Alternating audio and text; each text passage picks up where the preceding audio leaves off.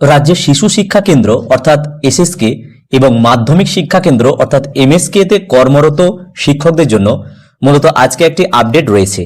তো এই আপডেটটি মূলত school education department government of West বেঙ্গলের পক্ষ থেকে গত 14 জানুয়ারি 2026 তারিখ মেমো নম্বর সহ এই নির্দেশিকাটি প্রত্যেক জেলায় পাঠানো হয়েছে। তো এই ছোট্ট ভিডিওটির মাধ্যমে এই নির্দেশিকার সম্পূর্ণ বাংলায় ব্যাখ্যা শুনে নেব।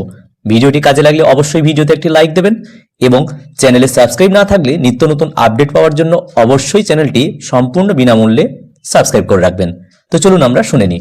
রাজ্যে পিছিয়ে পড়া শ্রেণীর শিশুদের স্কুলে যাওয়ার জন্য উপযোগী করে তোলা হয় এসএসকে এবং এমএসকে এর মাধ্যমে। সেখানে তাদের প্রাথমিক শিক্ষা দেওয়া হয়, তারপরেই তারা স্কুলে ভর্তি হয়। রাজ্যের শিশু শিক্ষা কেন্দ্রের সংখ্যা প্রায় 16,000, মাধ্যমিক শিক্ষা কেন্দ্রের সংখ্যা প্রায় 1,500। মাদ্রাসাতেও রয়েছে মাধ্যমিক শিক্ষা কেন্দ্র, সেগুলির সংখ্যা প্রায় 400। এখন প্রায় 40,000 শিক্ষক রয়েছেন রাজ্যের এমএসকে এবং এসএসকেতে। শিক্ষকদের অভিযোগ, দীর্ঘদিন তাদের বেতন বৃদ্ধি পায়নি, নতুন নিয়োগও হয়নি। 2018 শেষের দিক থেকে তারা আন্দোলন শুরু করেন। 2019-এ পঞ্চায়েত দপ্তর থেকে তাদের শিক্ষা দপ্তরের অধীনে আনা হয়।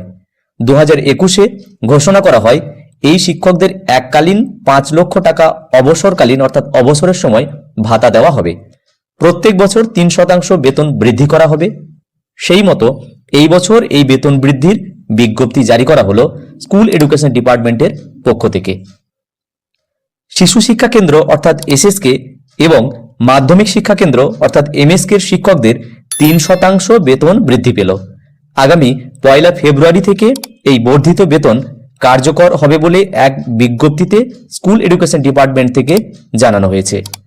এসএসকে একজন সহায়ক বা সহায়িকা অর্থাৎ শিক্ষক শিক্ষিকারা এখন বেতন পান 11,593 টাকা। সেই বেতন বৃদ্ধি পেয়ে হবে 11,941 টাকা। একজন সম্প্রসারক বা সম্প্রসারিকা অর্থাৎ শিক্ষক বা শিক্ষিকা যথাক্রমে এখন বেতন পান 15,071 টাকা, তা বৃদ্ধি পেয়ে হবে 15,523 টাকা। একজন মুখ্য সহায়ক বা মুখ্য সহায়িকা অর্থাৎ প্রধান শিক্ষক বা শিক্ষিকা এখন বেতন পান 16,231 টাকা, সেই বেতন বৃদ্ধি পেয়ে হবে 16,718 টাকা। নির্দেশিকার সম্পূর্ণ বাংলায় ব্যাখ্যা এই ভিডিওর মাধ্যমে তুলে ধরার চেষ্টা করলাম।